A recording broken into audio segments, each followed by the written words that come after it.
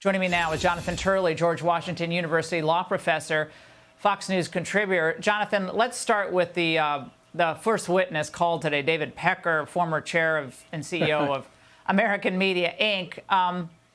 Why is he important to them, and what does it tell you about Bragg's case? Well, it was a rather bizarre start, right? Because he's talking about something that's really not part of the indictment. It's like having a bank robbery case and they're starting out with a tax evasion witness. I mean, if I was one of the jurors, I'd be a little bit confused. Is this somehow part of this odd conspiracy, defrauding effort by the president? And the answer is no. They got the judge to agree to bring this in to show a pattern. But it frankly has very little to do with the key linchpins they're going to have to establish. You know, does the evidence show that Trump had the intent to somehow commit fraud? And part of that is still this search for what crime Trump was trying to conceal. Because even after the first day of this trial, not just on this network, people are debating what that crime is. Because the suggestion is that he did all of this because he committed a federal election law crime. But the Department of Justice rejected that. They didn't prosecute, did not charge, and many experts in the field say, no, this isn't a federal crime. So if you get even below the surface by 1 millimeter, you're left with a really confusing case.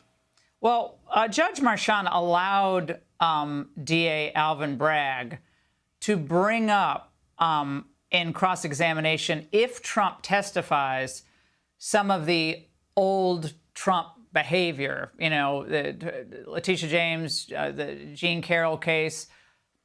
First of all, what did you think of that ruling? To me, that seemed unbelievably political, in my view. But is that trying to scare Trump away from, you know, exercising his constitutional right to testify in his own defense, even if you think that's the wrong thing to do? It seems strange. Yeah, I thought it was surprising in the broad scope, because he could have allowed that to come in if it became relevant for impeachment, if Trump tripped a wire by saying something that was relevant to those cases. But he went very broad. And as a result, I think most criminal defense attorneys would say, don't take the stand. You know, I'm not one of the attorneys, I'm a criminal defense attorney, but I'm not one of the defense attorneys that just sort of reflectively always says, you know, let's not take the stand. Yeah, let's be conservative and risk averse. I actually think that in celebrity cases, you sometimes really need to take the stand. But after that ruling, no, I think I would advise him not to do it. The risks are too high. This is a very weak case. And, you know, going on the stand really gives the district attorney a chance to try to revive it. Now, President Trump he frequently will go out outside the courtroom and then comment about what happened inside the courtroom. Now, we used to have some clients that like to do that as well. And as lawyers, we were, no, let us handle it. We're litigating the case. You're not going to win it outside. In this case, look, he's his own man. Right. He's going to make his own decisions. But on that particular score, what would you suggest if you had to suggest to a client, even a celebrity client? Does that make sense, or could you give some ammo to the other side unwittingly by doing so? I think it's a mistake because, you know, they say football games are won by inches. You can give up many yards with one just ill-considered statement. That stuff can be admissible.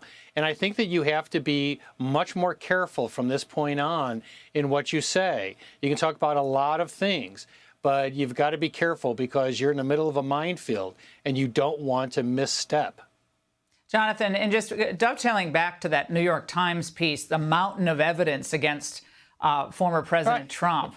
I mean, I don't know if the jurors were asked about this, but that basically laid out the entire prosecution's case, arguing essentially for the prosecution.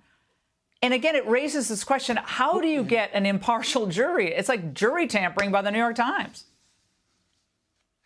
Well, first of all, you need a true snail eye view to see this as a mountain, because I don't see it. What I see is a bunch of unconnected facts that aren't ultimately linked to a felony crime. In fact, they're linked to a dead misdemeanor. But look, we know that this is going to happen. That you see this already, even though there's been some liberal legal experts have criticized this case and said, we don't see the crime either, and we certainly have never seen a case like this one. The media is expected to become this echo chamber for the district attorney. And even if you tell jurors to avoid the news, there's no real guarantee that they're going to do that. And they're going to be in a city that's absolutely saturated with it. So the defense has to go in and assume that all of those fail-safes have failed, and that you're going to have to make that case even stronger in the courtroom. Jonathan, always wonderful to see you. Thank you. Click here to subscribe to the Fox News YouTube page to catch our hottest interviews and most compelling analysis. You won't get it anywhere else.